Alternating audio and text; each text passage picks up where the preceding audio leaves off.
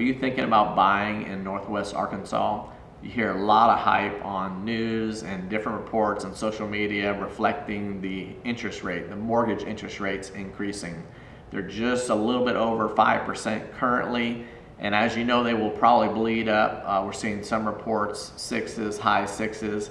But if you look at the longevity of the mortgage interest rates, it's still one of the lowest it's been in our country, in the fives.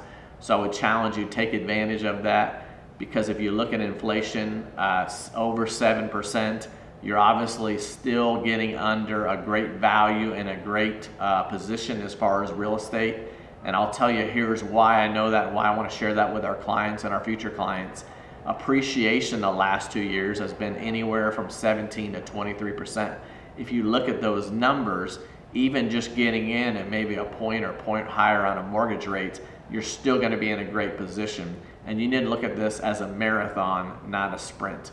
So for instance, if you're going to be in 360 payments over 30 years, you're still winning at a high level. If you look at inflation and you look at appreciation, all the articles are reflecting that Northwest Arkansas, with our growth rate, I believe if you look at from 2010 to 2020, we appreciated about 23% in a population.